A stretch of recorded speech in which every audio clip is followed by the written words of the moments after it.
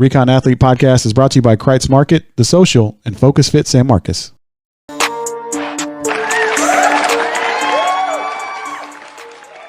right, Recon Athlete, episode number 52, Chris Sanchez. Paul Rodriguez, Zach Lucetto is on his way. I think he's about 15 minutes away, you said? Yeah, he's en route. All right. So, Zach, I know you like to get on the watch party here, so... You'll get that kicked off real quick. Yeah. Yeah, especially for the fans. I think the fans really enjoy that, Chris. I mean, I know you got a lot of people that, follow you and you're friends with. I mean, you're pretty much the plug to Austin, Texas, man. Like, a lot of folks know you, and, like, you got yourself, like, spread out all over the city, man. Yeah, I'll try to do what I can. Is it that 40 years of networking? Yeah, so far. I mean, it's worked. It's worked so far. Speaking of 40 years, I mean, my man Chris Sanchez over here going to celebrate his birthday this coming Wednesday, the 19th. Yeah, and I've already kind of started. I've already started my birthday week. I know we talked about this the other day. Yeah, whether or not my birthday week actually started. I've been getting a lot of feedback on it. Everybody says it's Monday, starts Monday, but I started Wednesday because my birthday's Wednesday. So I mean, 7 days is 7 days out, right? Right. That's what I'm saying. Yeah, that's what I'm thinking. So, and then, I'll just go. And I was kind of disappointed. Like when I was a few weeks ago when I was looking at, my 40th birthday, I was like, man, it's on a Wednesday. You know what I'm saying? I mentioned this on episode 51. I was kind of disappointed in that. And the other thing is too, man, like next week I was looking at the weather because I was gonna try to take my day off, right? Yeah. And I was gonna be like, oh, okay, hopefully it'll be kind of nice. Yeah, I can chill out. Maybe go play some golf over at Hancock, the golf course over here, the little 9-hole. I can just walk it during the week. It's only like $11 to play.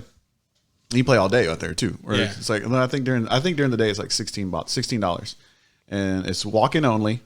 And it's as soon as you pay once, you can pay all day. So or play all day. Oh, you can play all day? Yeah. So it's just not 9 rounds. Right. 9 holes. Yeah, right. So you can keep going all day long. That's right? cool. So what I like to do is or what I've done before is go play 9 holes, go eat lunch, maybe have a beverage or two. There at the club? No, just there around so you can go and come back. Yeah, you can go and come back. Oh, okay. Yeah, because they gives you a little ticket.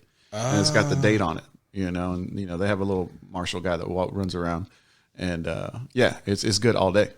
So I'll go in the morning time, maybe play 9, maybe go eat lunch, something, and maybe come in the back in the afternoon. That's kind of what I wanted to do on my birthday. That's a great way to play 18 holes. Yeah, you know what I'm saying? And usually when I go out there, I play by myself.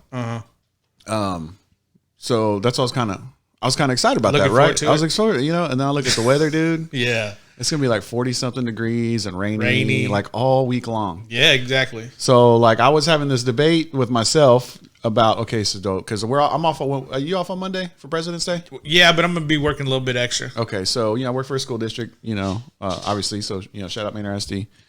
So, we're off on Monday. Yeah. So, I was like, okay, do I take off Tuesday? But then I got a bunch of things going on Tuesday, some meetings and stuff. So, I was like, I can't take off Tuesday. So maybe I'll take off Wednesday. Right. But then I look at the weather, I'm like, man, it's nasty. I want to be outside. You know what I'm saying? And I've had other people, friends of mine, that were saying, oh, well, you can stay in your PJs and watch movies all day. And I'm like, nah. Well, what I was going to mention is that if you want to go do something outdoors, but you want to be out of the elements, and you still want to keep that theme of golf, right at the Domain, man, just hit up that Top Golf. Yeah, what's a way to kind of have a little bit relaxed atmosphere. You still get a little bit of golf in. It's controlled environment, so you're out of the elements somewhat. Yeah, but I think that'd be a good alternative. Yeah, I think that'd be a good idea. That was mentioned too, some Top Golf. So maybe I could do that. And during the week, like it's kind of a little bit cheaper. Oh, for sure. To go out there, less people. Yeah, better parking. People, yeah. Shout out Mandy Partita. She puts on the watch party. She puts PARTY. She's ready. I thought you were gonna put my initials real quick. PAR, and I was like, but no, I'm down with the party too. So, that's the wife, a long loving wife of Paul Partita, my good friend, and Paul and I have the same birthday, February 19th. And it's been like that since we were, obviously born, but since we were kids, like I'm exactly 1 year older than him. So I'm turning 40. He's turning 39. Okay. So we always had our parties together. You know what I'm saying? So we're gonna get around to golf in, not this weekend, but hopefully the following weekend. We're gonna go down to Lions. Cool. And get around in then. But yeah, I'm just trying to figure out, because then I'm like, okay, well, Friday looks like it's gonna be okay. It's gonna get a little bit better. So I'm thinking, but maybe you have a big day Saturday. That's what I'm saying. Maybe I can just take off Friday, because then I'll have like 2-3 day weekends. Yeah, exactly. That's a good point. That's a great way to look at it. You know what I'm saying? That's a great way. And we're kind of done. I mean, we're in the middle of in between two payrolls. You know, so you can afford it. So yeah, I mean, I think shout out Sylvia and Diana, my great team there at in the payroll and benefits office there at Manor ISD, and they'll hold it down for me. Yeah. So I'm thinking now I'm gonna do next Friday to take off as my birthday day off. Cool. Yeah, because then I can be there. I can be there Wednesday, and everybody at work can shower me with gifts if I'm there. If y'all are watching. So Wednesday the 19th, y'all. February 19th. It's on y'all's calendar. I seen it. Synced it. So, yeah, I went out. We went out last night, Valentine's Day. Me and Michelle, my friend Michelle. Shout out Michelle C. And we went out to Revelry. Shout out Lockery. They had like this Valentine's dinner or whatever. It's a great story, y'all. Great story. Dude, and it was, they had oysters and they had crab. Avocado toast, and then we had some lamb chops. Dude, those lamb chops, bomb, bougie, bomb, dude. And then they had like a little cake, little mousse cake thing. I put it on my Instagram at Country Breakfast if you want to go check it out. And then they had this planned this party bus, right? And so that's Lockery style right there. So Jonathan's like, hey, we don't have a whole lot of people on the bus. Y'all better come. So we're sitting there and we're like, all right, cool. Yeah. We'll go. So it's about 10:15 or about 10:30. Hop on the bus. They got champagne rolling. I'm like, man, I'm starting my birthday. That's a hell of a way to start. I'm starting my birthday early. That's a hell of a way. I actually started Thursday night at Revelry too. But anyways, we get on the bus. They get champagne rolling. We go over to the Revelry East Side. Hang out there. They had a face painting and a balloon guy. Yeah. And it was like entertaining, like with all that, like kind of those little party accoutrement. Yeah. It was cool. And we partied there for a little while, and then the bus took us down to West 6 over to Pop, and hung out there. And I left my debit card there, so that's where I got to go a little bit later. Hopefully they still have it. But they do. Yeah, get a little 20% gratuity on there too for you. I know. I was like, man, good thing I only have one drink on it. So yeah, for all you people out there, if y'all don't know, all you young folks out there. If you leave your debit card at a adult beverage establishment, right, it's gonna be 20% in the morning. Just so you know. Yeah. So you heard it here first. Learn new things. So we'll see. I don't know. Mandy's on Watch Party. She said, "What's happening Saturday?" Are you talking about this Saturday today or next Saturday? I think she's talking about the 22nd. The next Saturday. I don't know. Yeah, let's see if she responds. The 22nd. Yeah. So the 22nd, we're going to be up at Revelry on the Boulevard. Shout out Lockery for hooking us up. It's going down. I also want to watch that Deontay Wilder Tyson Fury fight, bro. I know we're going to get into. We still need to get into our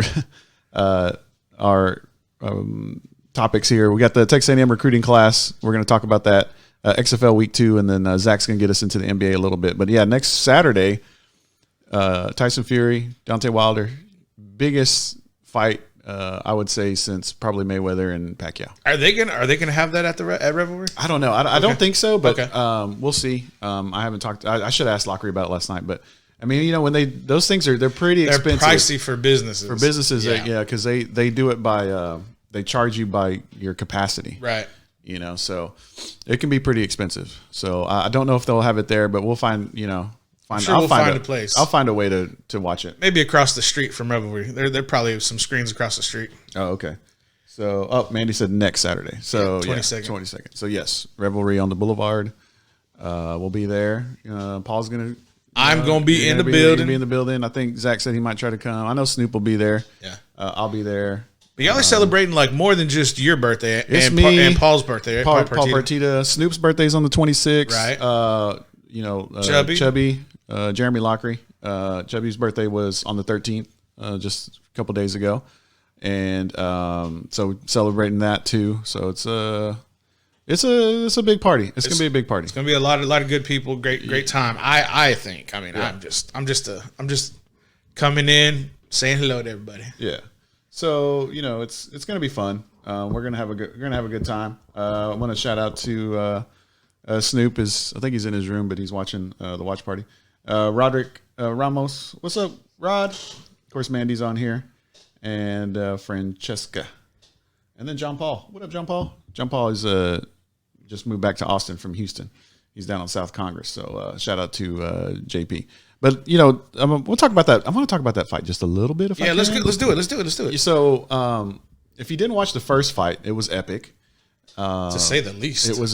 I mean, I thought Tyson Fury did enough to win up until the point where he got knocked down, and I think it was like round 11. Yes, and I think that one round kind of evened it up because Wilder put him down on his butt, and it was kind of like one of the Undertaker, Undertaker, like he's down and then he kind of gets up real fast, like back from the dead. That's what Fury looked like. Exactly. Like I thought he was out, like it was nuts. I actually watched this. They actually had it at Corner Bar, and I was watching it over there. And the funny thing is they had the fight on, but nobody was really like into it, because nobody was really into boxing. Okay. You know how there's some places that are big like UFC, right? Spots and like Corner Bar. That's Corner Bar. Yeah. Like they have all the UFC fights, and so a lot of people there were like UFC people. I mean, they're watching boxing, but they're not really like a lot of them don't really follow it a whole lot. Mm-hmm. But I'm gonna tell you what, by about round 4 or 5, dude, that whole place was into it because that fight was so good. Yeah, and I wasn't disappointed by the draw. I mean, I was like, I could have seen. If they would have gave it to Wilder, I wouldn't have been mad. If they would have gave it to Fury, I wouldn't have been mad. And the fact that they had it as a draw, I wasn't mad. So because it was such a good fight. And that's your basis on why either one, if they had gotten the victory, would have been okay just because of that. I think so. I mean, I think the 10 count didn't have anything to do with that. Didn't sway you.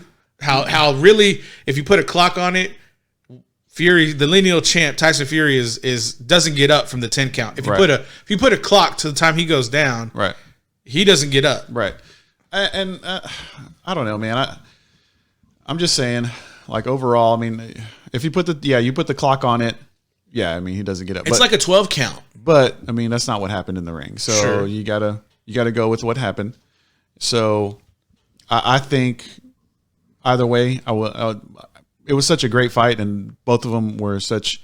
I thought put enough to win. If it went either way, majority decision. I don't know about unanimous. I don't know about a unanimous decision. It probably would have been a split decision, split or majority. But I think this next one is going to be huge. I mean, next weekend, Deontay Wilder, Tyson Fury, and I'm expecting a Deontay Wilder victory, just because. I'm not sure Tyson Fury's into it as he was the last fight. I don't know though. I'm just kind of basing this on what I've seen a little bit. Some of the coverage. So are you basing it off of Tyson Fury's previous fight where he got touched up? Right. It got split open a little. He got split open twice on the right side of his face. Right. So I'm not sure how he might not have taken that fight as serious as he's taken this fight. Because I mean, we see it, especially in the sport of boxing. You see it in UFC, any kind of combat sport. Right. It depends on how that person or that fighter trains. How they go about their business up until fight time. So, maybe Fury's into this one. Maybe he wasn't into the last one. And I think Wilder is a consummate professional. I mean, he's always into every single fight. He takes every single one serious, and it's like his last one. And I think he wants to get to that 50-0. So Mayweather. So you brought that's a great motivation. So you brought up that point how you said that you're expecting a Deontay Wilder victory. Mm-hmm. You didn't say knockout. So no. You're saying this is going 12 rounds? I do. I think it'll be another 12 rounds. I don't know if, because they tasted each other's leather before, right? Okay. And I don't think either of them want to get knocked out. So I think this is going to be kind of feeling each other out for 1 or 2 rounds. It might be a little bit boring at the beginning. I think it's going to be boring for about 4 or 5 rounds, just because I think that Wilder's going to try to get this thing done in 5 or 6 rounds because he knows what happened to him when he went the distance. And that's why I kind of went what happened last time he went the distance was, he knocked out Tyson Fury in the 12th round, but he got up. And that's my thing is like, Wilder is a brawler going into versus Tyson Fury, who is a pure boxer. Right. And to me, when you say go the distance and be a 12-round decision, to me that favors the boxer, not the brawler. And that's where I'm just like, if I'm Deontay Wilder, I'm getting this thing done ASAP. Mm-hmm. And the other thing where I think you're probably right, where it could go into a decision was these knockouts for Wilder are getting later and later. So like Luis Ortiz 2, that fight with Deontay Wilder, it was a 9th or 10th round knockout. Mm-hmm. And so granted, the dude's got a head of granite. Ortiz has a head of granite, but it's taking Wilder, maybe he's becoming more of a participant in the sweet science. Maybe he's becoming a little bit more of a boxer, and that's where he's setting up his power. But just like that, he can end your night. And it's one of those shots where, they talk about boxing. If you get knocked out, you never see it. Well, why? Because that punch is coming right at you to where you can't judge the speed of the punch. And that's why you never see it, because it's coming in such a direct linear line to your face. Mm-hmm. If that's going to be the case, either the conditioning for Tyson Fury causes him to get weak, and that's when a big punch comes, or if Tyson Fury is in condition, I could see this being another split decision draw to where we have a third mega fight. Because right now, Anthony Joshua in the United Kingdom don't want any part of these two boxers coming off of that Ruiz victory. No. He doesn't want it. And so that's why I think if you're going to have another super fight, the powers that be in boxing control outcomes, whether you want to admit it or not. Yeah. I could totally see this being whoever wins, there's going to be a third fight. Yeah. And if it's a split decision draw, there's going to be a third fight. And that's what I don't want to. What I don't want. I was okay with the draw last time. Let's have a winner this time. All right. Let's have a winner this time. And so, maybe it does have to be a knockout to actually get a winner. It might actually have to be a knockout, but I think it'll go 12 rounds. I think Wilder wins in a 12-round decision. And this is in Vegas?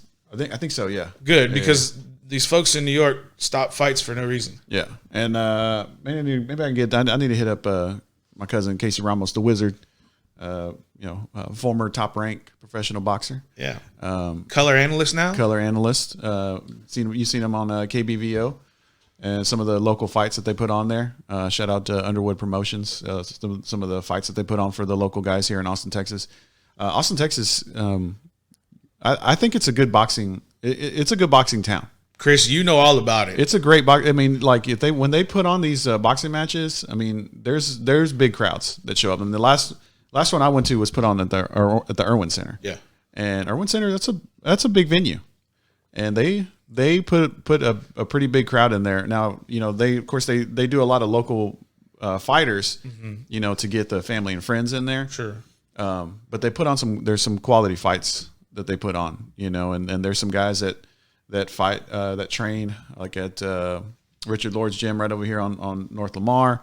There's now South Austin Gym. My cousin Conrad Sanchez trained some guys down there. And then there's some different boxing gyms around town that put out some pretty good fights, So what up, Zach? Shout out to Zach getting in here. Zach, for some reason we started talking the Tyson Fury Deontay Wilder fight. You know anything? Any boxing? I know I'm watching that fight. You're watching that fight? Yeah. Did you watch the first one? Yeah, I'm gonna watch this one at Revelry. Are you? No, but I did watch the first one. Yeah, okay. And it's really the first boxing match. I really sat down and watched. It just kind of happenstance. I was somewhere that they were watching at the crib. Yeah.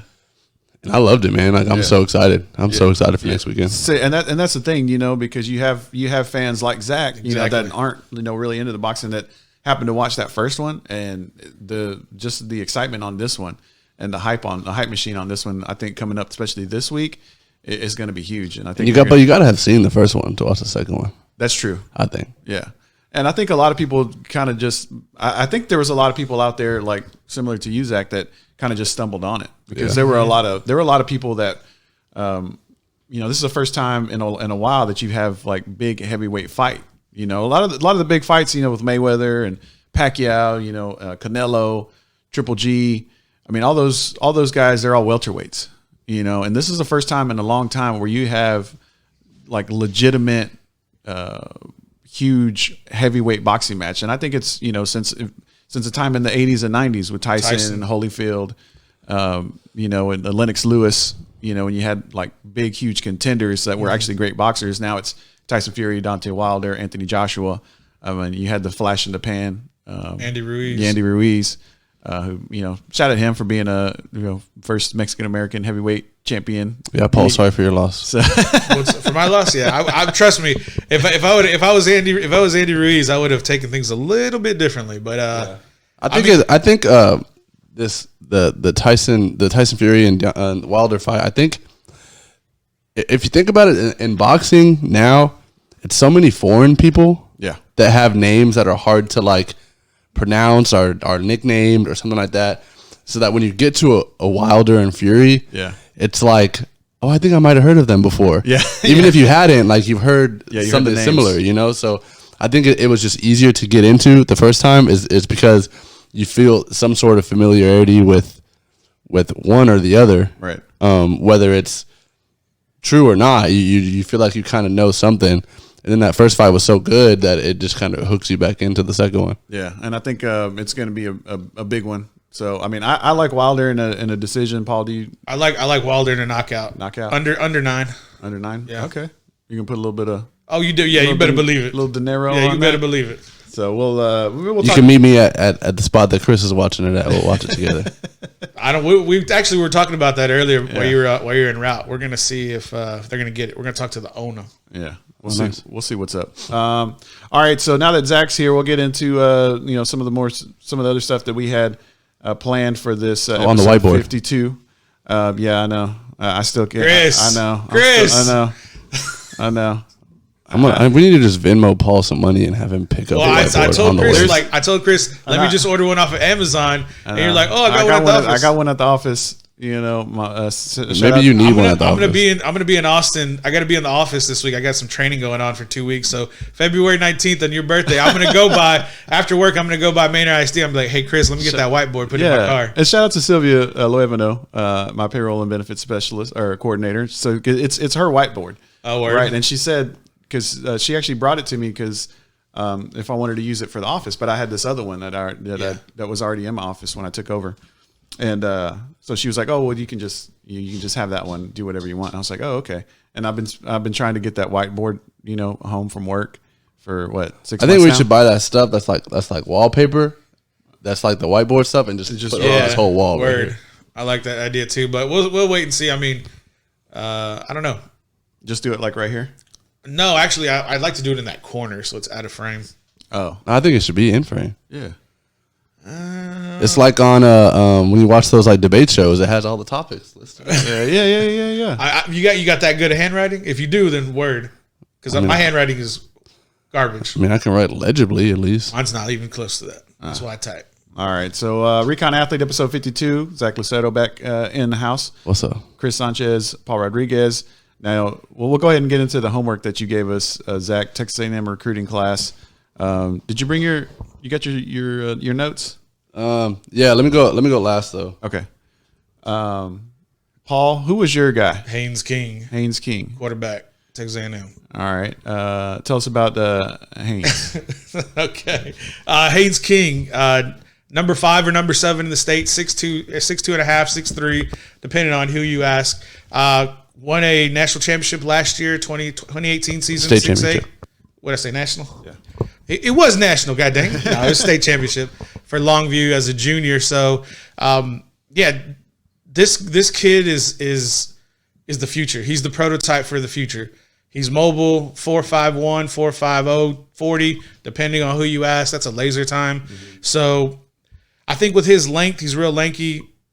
Man, I mean, I really don't have anything bad to say about this kid. So let me just run off all the great things. He's a coach's kid. His dad was a head coach at Longview, 3-year starter, won a state championship, pretty much locked up every offensive MVP award for that district at Longview. Intangibles off the charts, stamina off the charts, speed off the charts for that type of quarterback, dual threat quarterback. He participated in Elite 11. That's something I wanted to touch on. I was watching a little bit of info on that last night, and my biggest thing, they have this thing called a rail competition. It's a rail route. It's basically between the sideline and the hash marks, and he competed against, a guy everybody here knows in Hudson Card, and he competed also against TJ Finley, who lost Hudson Card. Bro, you want to run this segment? I could probably. I mean, I want to see what you got to say about the dude I was going to have, because you said he had the inside scoop, so we'll get to that in a second. But getting back to Haynes King. Haynes King went to the finals in that matchup with that rail competition with TJ Finley. 6'6", 250, commit to LSU. That guy's a pro-style quarterback. It's kind of weird. You're kind of seeing, the African-American quarterbacks going pro-style, and you're seeing more of the white quarterbacks going dual threat. And I'm just kind of like, well, why? I don't know. But anyways, it's just the times. Yeah. But the arm strength, that was like the biggest weakness that all these recruiters and these analysts were saying was his weakness. I mean, they graded the dude out like from 1 to 10 as a 7. Mm-hmm. Well, the dude completely won that competition, which was administered by Trent Dilfer. And it's like, this competition is to purely measure arm strength and arm talent. Right. And the dude won the competition over guys who are ranked number 2 and number 3 in the state of Texas at quarterback. Mm-hmm. Dual threat at that. So the dude's got the arm strength out the charts. He was a 4-star kid coming out. I think maybe he's graded higher than that. And maybe, I don't know, man. I think he could push for a 5-star just because of the talent that he faced going in to win a state title and that 6A D2, especially in East Texas. Mm-hmm. There's a lot of talent out there, a lot of skill. The only thing that I won't say bad thing, but the con against him is he's light. He's like 189, 6'3", 189, and that's really not going to be conducive to playing SEC football. And so I really hope that him going into Texas A&M, he goes and takes advantage of his red shirt, get with nutrition, get into the weight room, put on about 10 or 15 pounds of muscle. If he does that, I wish he would have gone in early, but he didn't. If he would have gone in early, I think he really would have pushed to compete for that starting position against Kellen Mond. Because personally, I think him being a coach's kid, he probably has better intellect, better ability to throw on the move, better reading ability than Kellen Mond does right now, and he's also faster than Kellen Mond. So him being able to transition to a highly complicated offense at Texas A&M under Jimbo Fisher, I think is going to pay dividends. People are wanting to compare him to Ryan Tannehill. Well, Ryan Tannehill was a receiver who got converted to quarterback at A&M. To me, he looks like a faster Jameis Winston. His footwork is phenomenal. His arm strength is phenomenal. His biggest asset is going to be able to be accurate and throw on the move. It's like Patrick Mahomes before Patrick Mahomes was Patrick Mahomes. Right. That's kind of another name that he looks like. But he's faster than these guys. So we'll see if that speed keeps up with the weight that he puts on. And we'll kind of probably see that in the 2021 season because he doesn't need to play, and maybe he can get in a couple of games. He can get up to 4 games before his red shirt expires. So maybe we'll see him flash in the SEC or some like lower level competition that A&M plays once the season gets started in 2020. All right, and that's quarterback recruit for Texas A&M, Haynes King. And bro, this dude is East Texas, with the East Texas draw. Okay. Fits in perfect at A&M. And he has some familiarity with this area too, because that's who Vandegrift lost to the year before last in the regional semifinals at McLean Stadium. So Vandegrift fans got to see firsthand how good this kid is, and like you said, like just the intangibles, the way he's able to lead that offense, like it's obvious just watching. Yeah. But like you said, he is very, very slight. Like even just watching him at the Elite 11 stuff, which not only did he win that rail route competition, he almost took home the MVP. Like he was really close to taking home the MVP to that. But just being in those like super tight like dry fit shirts, like he's just a little kid. Yeah, he's a little kid. So I think how bad Kellen Mond did is going to end up being good for Haynes King, because I think when Haynes King committed to A&M, because he was A&M up from the jump. So I think when he committed to A&M, that was when people thought Kellen Mond was going to have a year. Like he was on the list for Heisman. Like, so he was going to play this year and be out. But, and so people were talking about Haynes King as the guy that was going to come in and compete and hopefully be the starter, because he was the best quarterback recruit in Texas. I'm glad you admit that. He was the best quarterback. He is. Like he is the best. I mean, we talked about Hudson Card. We talked about Jaquin and Jackson. Maybe those are better athletes, but Haynes King was the best quarterback recruit in Texas. So people really thought he was going to come in and be the starter day one after what's his name? What's his name? I just said his name. The A&M quarterback, Kellen Mond. Kellen Mond. You were hoping I was going to missay that, weren't you? No, I just spaced. So, I do think it says a lot that this is one of Jimbo Fisher's like first full classes. Yes. For him to make Haynes King such a priority, I think that says a lot about the talent this guy has. I don't know if I'd compare him to Jameis Winston, just because Jameis Winston was so thick. Like he was a big kid. But I think you saw that in his Heisman year, because when he came into Florida State, he wasn't like that. No, but I mean, even when he was playing a lot of baseball, like he would just be on the mound like just a big person, and Yeah. like you wouldn't really say it. You wouldn't. I mean, he is 6'5". Just looking at Haynes King, you wouldn't say like, dang, that's a big dude. But like, that ability to throw on the move and be accurate in college is like maybe his skill set. Yeah. I mean, but Jameis Winston also had a cannon. Like he would lot of torque and velocity comes with those long levers. So yeah, so maybe the Ryan Tannehill, like as a quarterback, I think skill wise compares. Frame is almost a taller Johnny Manziel, frame wise. Do you think that's due to his real slight figure? Yeah, that's what I'm thinking think so. That too. Yeah, that makes sense. Yeah, I think so. Yeah, and I wanted to comment on something you said too about the black dudes being labeled pro style and the white dudes being named dual threat. I think we're starting to see, like, it used to be like you see like a 6'5", 200-pound black dude, like, oh, you're playing defensive end, like, oh, you're a tight end. Like now these dudes are playing quarterback. Yeah. Well, and you see these little white kids. It used to be the big white kids. Now they're playing tight end. Now they're playing defensive end. Now the little ones are playing slot receiver.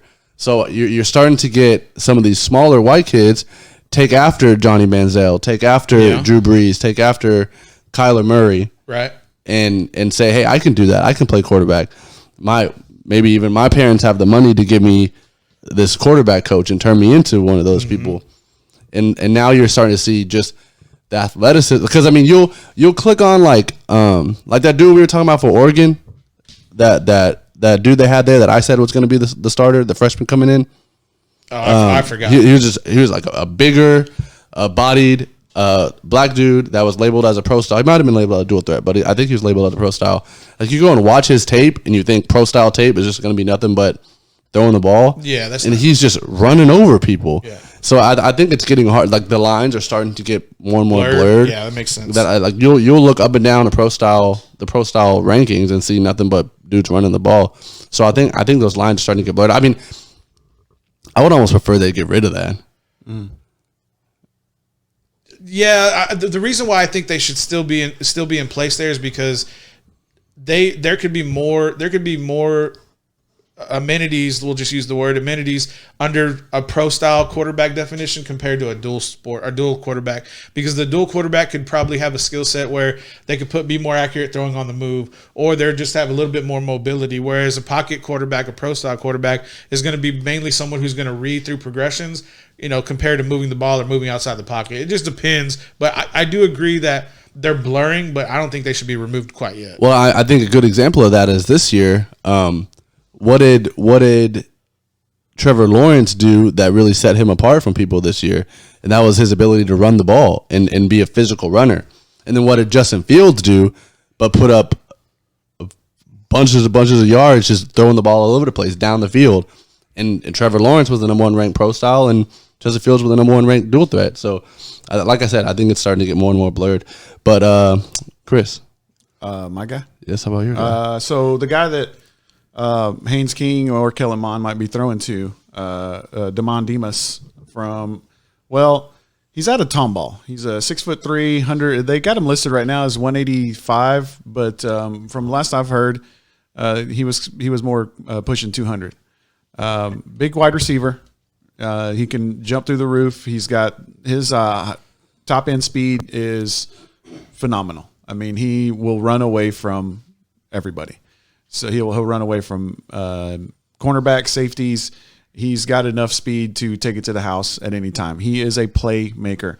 Now, he didn't get to play his senior season because he transferred from North Forest High School to Tomball, and then he was deemed ineligible by UIL, which, I saw that, and so I went to read a couple articles about that, and you got this 5-star recruit receiver who wants to go to a different school, and he even tweeted about it, like when he was deemed ineligible. He said, "I'm staying at Tomball High School because of academics and the environment," and that was a decision that he made personally. And UIL and everybody else deemed that he moved for athletic reasons.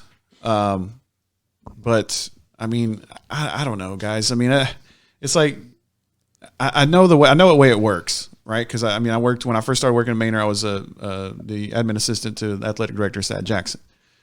When somebody moves, it's got to be signed off by the head coach of the school that you're leaving from, and then it goes over.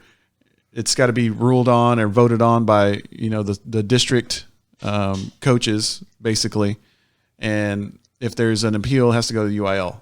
I mean, and this you should see this form. I don't know if they're still doing the form, but the form that they make you fill out, it's almost like you're going to a new doctor's office. I mean, there's all these things that you have to put on there, and it's just like, let the kid play, man. It's like it's to me, it's ridiculous. I mean, let the kids go play football where they want to play football. I mean, I understand that you want to make it, I guess, fair, but the kid wants to go to a different high school because of the environment, because it's better academics, then let him play football as well.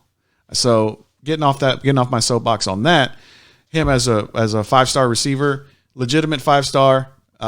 He's got it all. He's got the hands. He's route running, comes off the line a little bit slow, but it's just because he's so tall. Being when you have those long legs, might take a couple of steps to get him going. But once he gets going, his route running pretty crisp, and I think he has what it takes to be a top, if not the top, wide receiver in the country because of his skill set. And if you haven't seen this kid, I've gotten 2 good homework assignments from Zach. Just watching the film on this kid was fun. I only had junior highlights, really, because obviously he didn't have his. Yeah, you got to watch his camp highlights though from this year. His camp highlights too were nuts. I mean, and then he's got this this dunk that he did. Did you see the dunk where he jumps over somebody and like through the legs, jumps over and then dunks? I mean, it's nuts. It's crazy. But I think this kid, Demond Demas, you're going to hear. I mean, I think you could possibly hear it next year. Because Texas A&M, they're going to need wide receiver help. In my opinion, they need people to catch. They need people to catch the ball. So I mean, I think he has the ability and the skill set to play right away. And if he doesn't, then I think they're wasting a talented kid. Because then that'll be 2 years that he's not playing football. So who does he remind you of mostly, like that you can think of in college or in the NFL right now? I mean, some of the names that I heard him compared to were Julio Jones, Odell Beckham, I would say to me, Julio is probably a little bit more.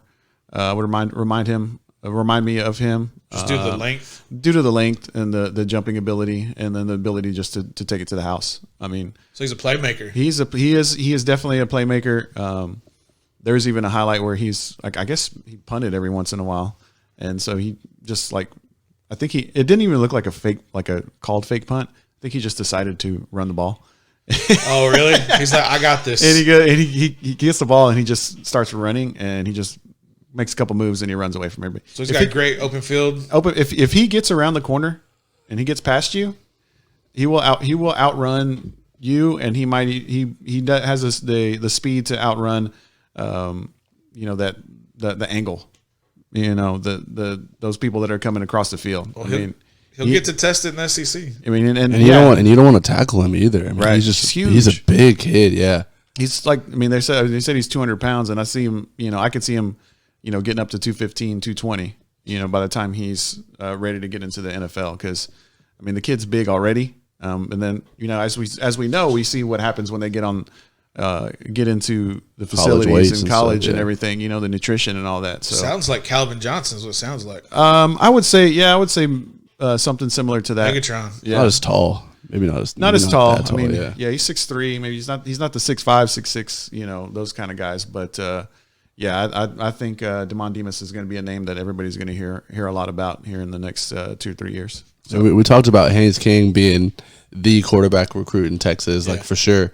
I think Demond Demas was probably one of the more popular, more coveted recruits overall in the state of Texas. And I think him, because his 5-star kind of like dwindled for a little bit. Yeah. Because I definitely think him not playing his senior year hurt his recruiting rankings. But the guy that took the number 1 overall, I mean, depending on what publication you look at, the guy that took the number 1 overall recruit for this class was a wide receiver. And just watching him play in the Army game and the whatever, and this dude is nothing compared to him, man.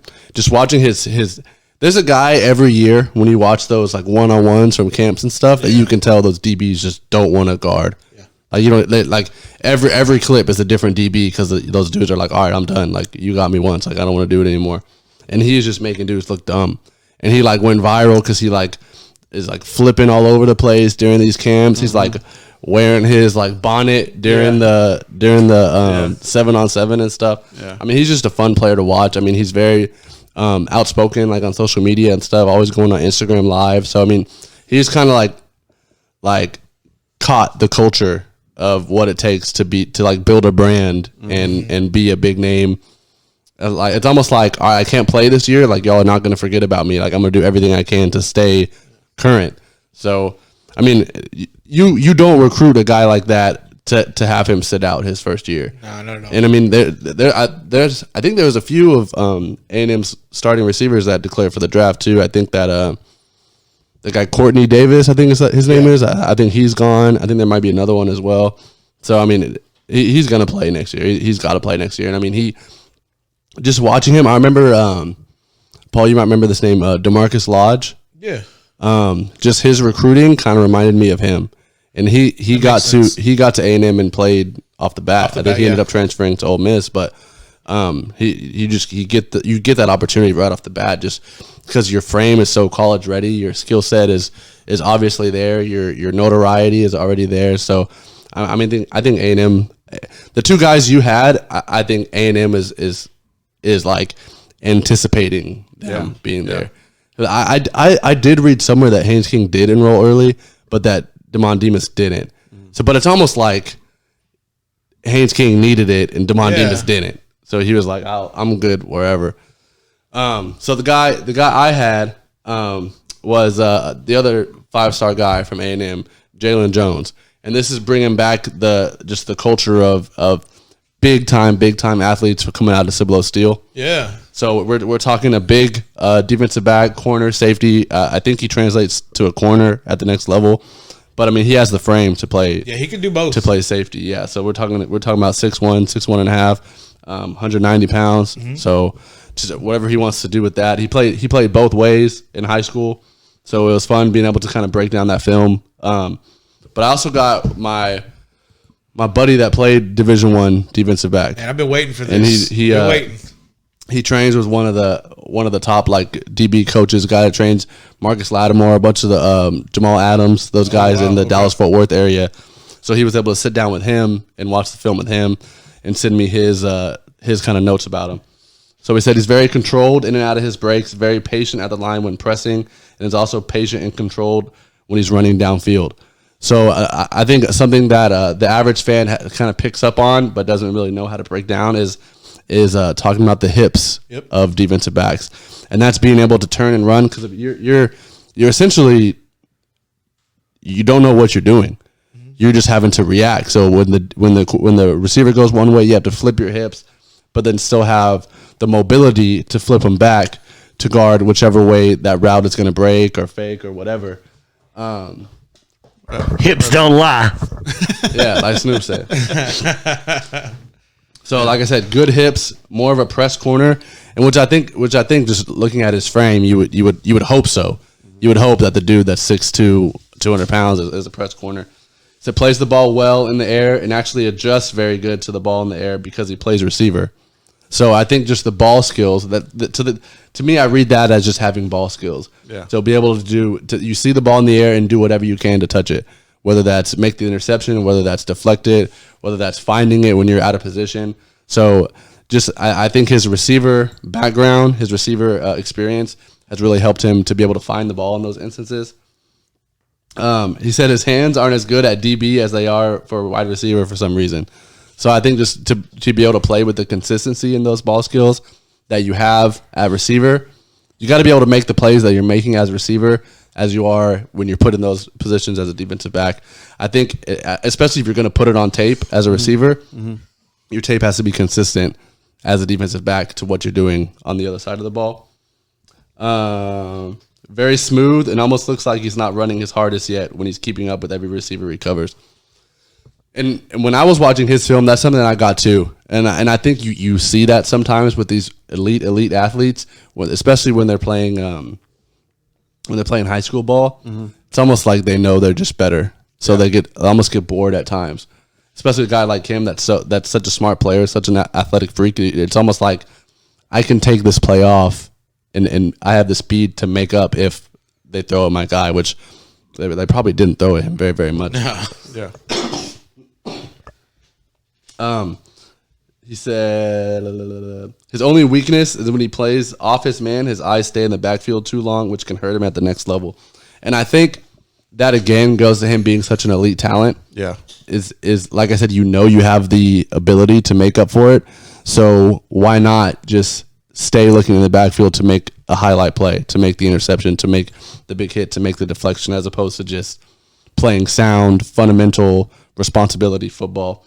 It's an overall good athlete who is big, not afraid of contact, confident, smooth, controlled, and plays confident. So being able to steal a guy like that from an LSU, from Alabama, that just goes to show the type of recruit he was. I mean, LSU is known as DBU, and they were going after this guy hard. Yeah. So to be able to steal a guy like that for A&M, I think the culture that Jimbo Fisher is establishing, the culture that Jimbo Fisher established at Florida State, I think it's going to attract athletes like this. Because, I mean, you look at him, just his frame, and you think SEC. This guy's an SEC safety. Yeah. So for A&M to get him, I think this recruiting class being one of Jimbo Fisher's first, I think he's put together just a class of specimen. Yeah. Yeah, and I think personally that this recruiting class, from what I've seen for the Aggies, it's pretty special. So I mean, Longhorn fans, if you're not into seeing the Aggies do well, then don't watch. Don't watch. But the biggest thing that stuck out, because actually when we first got this assignment out, I had the guy that Zach was covering, and he asked me like the next or like the same day, he's like, "Hey, can we flip? Because I got insight." I'm like, "Yeah, that's great." But the biggest thing that I took away from some of the information that I had already kind of researched was, and it spoke exactly to what the insider had brought to the table. The things that jumped off to me was the dude's not afraid to come and hit you in the mouth. Right. You need that in the SEC. just a little bit of a hiccup that he identified about and to me, what I identify is the mindset. Like when he's playing DB, maybe if you take that receiver mindset and apply it to the DB and think whenever that ball's up there in the receiver's mind, that ball is always mine. But as a DB, if he can take that and harness it, and I'm sure they got some sports psychologists at A&M to just go up, and when you're playing that defense side of the ball, wherever it is, it's yours, go get it. Mm-hmm. But dude's probably got really good hands. If he can just flip that mindset to have hand mindset whenever he's playing DB, I think it's going to be great. But I think A&M got the best overall quarterback, best overall receiver, and man, for A&M from Texas, from Texas, and I mean just keep it in state, and if you can get through the SEC West, you'll play in the college football playoff for sure. Absolutely. All right, Recon Athlete episode 52. You still got something about Texas A&M? Yeah, I'm going to say back on Jaylon Jones. I think a lot of times you see those big frame guys, and you're like, man, I wish he would play more physical. I wish he would press more. And I think that's what leads to a lot of disappointment when your school gets a guy like this. And Jaylon Jones is the opposite of that. Yeah. So he does everything you'd expect him to do. Yeah. All right. So Texas A&M recruiting class of 2020, pretty good. So I'm kind of excited, even as a Longhorn fan, to watch Texas A&M next year and see what Jimbo Fisher can put out there on the field. So surely, to see if they can once again, compete in that SEC. I mean, I know they've been there. It's vaunted, bro. But it's tough. It's a tough league, tough conference, tough division. Tough division. So, maybe they'll get back to the times when they were, they had Johnny Manziel and they were, they just beat Alabama, beating Alabama and stuff like that. They didn't go too far. Right. But still, there was talk about them, getting into a national championship stuff, so back then. But we'll see for Texas A&M. All right, before we wrap this thing up, let's talk about a little bit XFL Week 2. We got the New York Guardians at DC Defenders today at 1 o'clock on ABC, and then Tampa Bay Vipers at Seattle Dragons today at 4 o'clock on Fox, and then tomorrow Dallas Renegades at the Los Angeles Wildcats at 2 o'clock on ABC, and St. Louis Battlehawks at Houston Roughnecks at 5 o'clock. And that's going to be on FS1. So I don't know if you got anything about the XFL this week, Paul. I just wanted to run down the lines real quick. Yeah, go ahead. So the Guardians and DC Defenders, that line, DC is -7. Okay. The Guardians, I mean, both those teams are undefeated, and granted, there's only one victory. But I mean, I don't know why Cardell Jones is having so much weight put on his shoulders as far as being a favorite. Mm-hmm. But they like him, and they like the Defenders to win by more than 7 or at least 7. Moving on, the Vipers and Dragons, 2-0-1 teams. Looks like Tampa Bay -2. I don't know if the Vipers can really get that done. We'll see how things fare out tonight. Next, moving on, Sunday games, the Renegades at the Wildcats. ABC, Dallas. Landry Jones is going to be starting for them that game on Sunday. He's kind of been the name that also the XFL is really high on. So we'll see if all things are healed up with his injury. Dallas -4.5. I think last week they were -9.5. And even though Landry Jones didn't play, they still barely won that game, and it was extremely low scoring. Then rounding out, St. Louis Battlehawks versus the Houston Roughnecks. FS1, Houston -7.5. June Jones, air raid offense, PJ Walker dominating everything. So we'll see if they can continue to keep that up. I put a little something on these games. We'll see how they fare out. I played the parlay. Okay. We'll see if all teams I had are victorious. But other than that, I mean, I took the Defenders, I took the Vipers, I took the Renegades, and I took the Roughnecks to the parlay. All right, so we'll see if Paul is a millionaire next episode 53.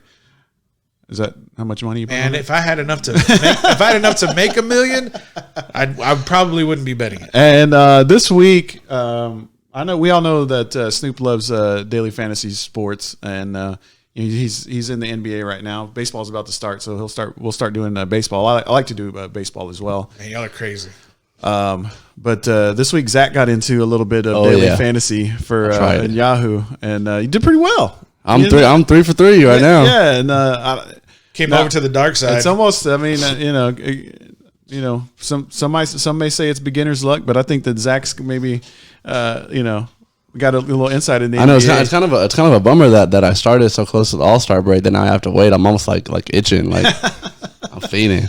So yeah, and it's the All-Star break right now. Are they doing the dunk contest? Yeah, that's tonight. So yesterday was a celebrity All-Star game. Chris, your boy Common won MVP. Oh, word up. The Rising Stars Challenge was yesterday as well. So they do that now. It's like rookies and sophomores versus the world. So it's USA versus the world. And then today is the skills challenge, the 3-point contest, and the dunk contest. Yeah. What time does that all kick off? I think not till tonight, like 5 or 6. Okay. Yeah. Okay. So the dunk contest always is kind of late. Yeah. Any big names in the dunk contest this year? Dwight Howard is back in it. Oh, really? Really? Yeah, and then Aaron Gordon. This is how not in tune to the NBA I am, right? And then Aaron Gordon, who had that big like dunk off with Zach LaVine a few years ago in the dunk contest, he's back in it as well. Okay. Pat. See, I don't even know who these people are. Yeah, he played at Notre Dame. Pat Connaughton, White Milwaukee, dude. Aaron Gordon, Dwight Howard, and Derek Jones. And Derek Jones Jr., the guy, he's from he plays for the Heat. He's a big explosive guy, kind of like plays above the rim kind of guy. So not like a huge name in terms of like putting up a lot of points and or anything like that. But he's just known for the flash plays. And I think he's one of the guys that's picked to win this. Okay. Okay. Cool. Yeah, so that's going to be tonight, 8:00, and that's fun to watch. I think all this stuff is really fun to watch. I think NBA All-Star Weekend, I think they do it right, where it's just nonstop, fun to watch stuff. So yeah, and it's the AT&T Slam Dunk competition. They got a sponsor for the Slam Dunk competition. No, it used to be Sprite. Oh, was it? Yeah, they've always had sponsor or Kia. It used to be Kia too. Yeah. So one thing I will say is like in NBA TV they've been playing like the old dunk contests. Yeah. You know, like Dominic Wilkins, Michael Jordan, Spud Webb, D Brown, you know, some of those ones. And then they went back to like back in the day, like George Gervin was on, they did one, you know, and just to see the I guess the evolution, you know, of the dunk contest from like the 70s when they had the Snoop shorts on, you know, the little shorty shorts to you know, these days. I mean, they've got all kinds of different, you know, things that they're trying to do now, but it's interesting. What do you think? What do you think the slam dunk contest has to do to get back to how popular it used to be, or how? Because I mean, the slam dunk contest is. I mean, it's. I don't know why I keep saying slam. The dunk contest is like the last thing. Like it's supposed to be the like the highlight of the weekend, but it's almost like people stop tuning in once they get to that. The 3-point contest has been more fun to watch. What do you think went wrong, and what do you think they have to do to fix it? Just the participation of the stars. I mean, when you had Michael Jordan doing the dunk contest and Dominic Wilkins, I mean, you know, LeBron James has to do it. I mean, I don't know, what's his name, Giannis Antetokounmpo. Yeah, you know, like the big names. You know, like I'm just kind of like a, you know, average fan. Don't know much about NBA, but I don't know who Derek Jones Jr. is. I don't know who Pat Connaughton is. I know Dwight Howard, and I've heard of Aaron Gordon, you know, but I mean, you got to have the big stars in it. And I think to get the average fan to tune in, you know, and I think, I got an idea when you're done. I think it's harder too. And the stars are like, I don't want to go and lose. Yeah. Because it used to be like, if you went between the legs, like, you'd win. Like no one ever saw that. If you did 360, like that's crazy. If you took off from the free throw line, that's crazy. Like now we have Greg Brown doing it in game. So we have Russell Westbrook taking 3 dribbles to get coast to coast and take off from the free throw line in game. So it's like you run out of things to do. Mm-hmm. So you have to be so creative, and you're just kind of recycling everybody else's dunk. So it just loses that. You're not seeing anything you haven't seen anymore. I was gonna say, like, well, another maybe just a idea would be like, you know, they have the celebrity basketball game. Well, what if they had a celebrity dunk contest? I mean, that would be something I think that could be at least entertaining. Just lower that rim a little bit. No, I mean, you know, I'm sure there's some really tall celebrities out there. No, they're not all, you know, Justin Bieber 5'9" like me. Yeah, but I mean, you know, you lower the rim a little bit. That's you slim. know, That's slim. It would have to be a little 7 foot. It would have to rim. be. Well, the reason I bring that up is because that dude from Canada, he's always on these like Those dunk contests that Charles Barkley had. There's dudes out there in the world who are probably prolific dunkers. Why not bring some of those guys and not have them compete against NBA players? Yeah, have them be the coaches is what you need to do. Something along those lines just to get more engagement. Yeah. I mean, I could see that. But, dunk contest tonight, 8 o'clock. You could probably put money on that. I wonder what the odds are for that.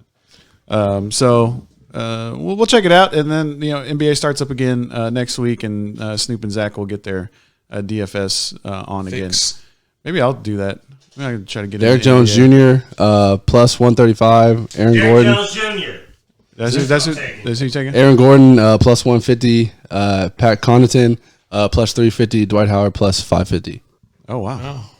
Okay, so Derek Jones Jr. is the favorite. All right, appreciate everybody tuning in to our watch party. Mandy Partita, shout out to Snoop, Francesca, John Paul, Julie Ojeda, Jessica Chase, Aunt Pauline. Hi, Aunt Pauline. Kalunga was on there. Jason Seeley, Mama Laws, my cousin Edgar Camacho, and everybody else. If you just tuned in for a second, shout y'all out. All right, don't forget, April 26th, we're just going to be out at Kreitz Market for our live Recon Athlete show. I mean, we're always live, but it's going to be live on location at Kreitz Market.